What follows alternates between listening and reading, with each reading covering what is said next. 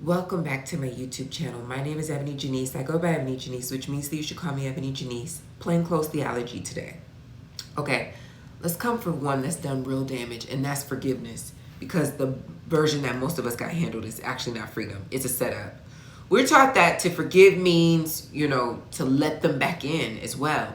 That if you really forgave, you would reconcile, that you would trust them again, you would act like it never happened. And we have watched that teaching walk women right back into rooms that hurt them, calling it holiness, and we've watched that teaching be very harmful to Black people. So let me separate two things that the church glued together on purpose. Forgiveness and reconciliation are not the same thing. Forgiveness is something that happens inside you. It is you setting down the hot coal.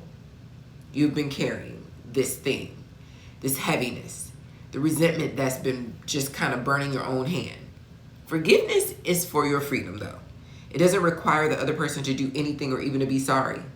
Reconciliation is a different thing entirely. Reconciliation is restoring the relationship. And that one is not free. That one has to be earned. It requires the other person to change, to take responsibility, to become safe. You can fully forgive somebody and still never let them back in. Those are two separate decisions, and you are allowed to make one without the other. Here's the plainclothes part.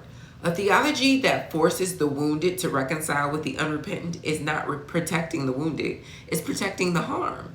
It keeps the one who did the hurting comfortable and calls the hurt one's discomfort a lack of grace. That is not God. That is control pretending to be God. So forgive if you want to. If you're bound, forgive for your own freedom when you're ready and not a minute before.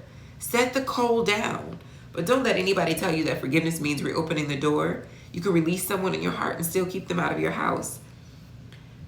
I also want to trouble the idea even of forgiveness. So I focused on forgiveness and reconciliation, but I also want to be clear that I don't think that the only way to freedom is forgiveness. I think that forgiveness is a major tool towards surrendering a thing that might be heavy on you. But I just want to be crystal clear that sometimes you might not forgive either. And I don't think that that keeps you bound unless that is the thing keeping you bound.